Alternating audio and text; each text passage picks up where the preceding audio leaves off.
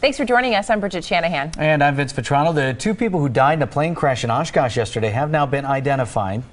They are Sonic's aircraft CEO Jeremy Monnet and assembly mechanic Mike Clark. The two were flying in a Sonic's plane yesterday afternoon when it crashed near the Oshkosh airport. The company's founder says they will still continue to operate even while the Federal Aviation Administration and the National Transportation Safety Board investigate. This is new video from the Pettit National Ice Center. They sent it over to us. It shows the moment that dump truck went tumbling down at the construction site in the zoo interchange. It happened yesterday. Boy, there were still large backups during our show. It created bad backups for drivers. Nobody was hurt in the incident. Officials think soft ground from recent rainfall played a part in the rollover. Several suburban communities are being hit by brazen thieves. Police in Brookfield, Menominee Falls, and Butler tell us burglars are coming into homes during the day while the homeowners are inside. Investigators believe the crimes in those three communities could be connected.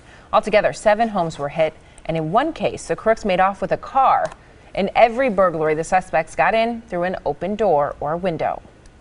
You know, as a kid, I grew up in that Milwaukee neighborhood where everybody left the house open all the time, and you just, you know, it's an adjustment to get used to. That okay, every time you go away, you lock the house, and you lock the house when you're in it.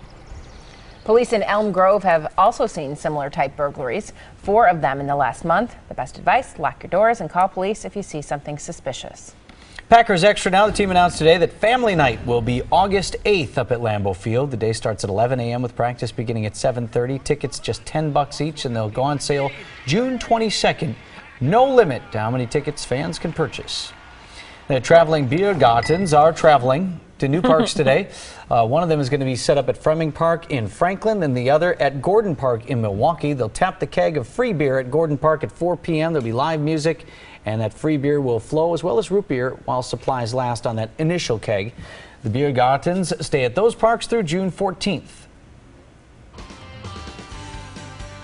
Well, we started the morning off on a warmer note than it has been the past 2 days. No 30s on the map. 40s and 50s, which is more like it. Our normal low temperature is about 49 to 50 degrees, so actually a normal morning, and we had a beautiful sunrise. Just a few thin wispy clouds working their way into the state. It looks like it's going to be really cloudy, but trust me, these are just those thin clouds out ahead of the storm system that's off to the west. This is actually moving northeast and having a hard time moving eastward because of the high pressure over lower Michigan. It just can't progress further to the east, and there's proof, besides a bug on the camera, there's that thin wispy cloud and still plenty of blue sky. 54 right at the lakefront. As expected, the southeast wind keeping the areas right close to the water into the 50s. And you don't have to go very far away from the water to see that warming trend. We'll keep the thin clouds around throughout the afternoon and overnight, and then some of those leftover showers from that storm system off to the west start to roll in here overnight.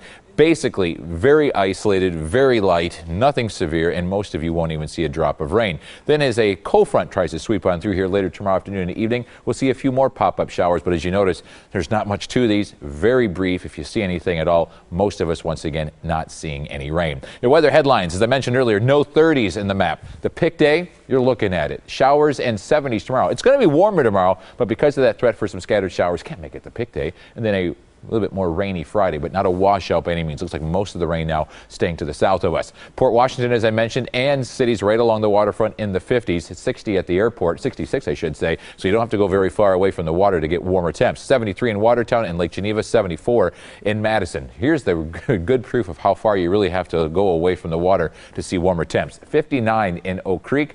Almost 70 in Franklin. It is 70 in West Dallas, and Tosa is at 71 degrees. We'll give it a 9 on the Goddard gauge today, despite those cooler temps at the lakefront. Just because the sun is out, the wind is relatively light, and man, you're talking temperatures in the 70s just a couple of miles away from the water.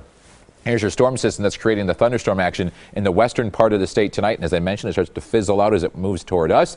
We have those few isolated showers tomorrow afternoon and into the evening along the cold front. And then on the back side of the system, mostly cloudy conditions, northeast winds, cooler conditions as well for Friday, and some hit and miss showers around the area. Highs tomorrow, look at this, 70s and 80s around the region. And then as that southeast wind develops, we will see the cooler temperatures start to kick in the afternoon.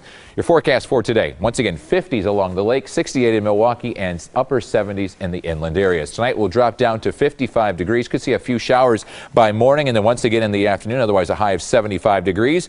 Cooler with some rain showers on Friday at 62, 66 on Saturday, and more showers on Sunday at 72 degrees. 70s next week as well.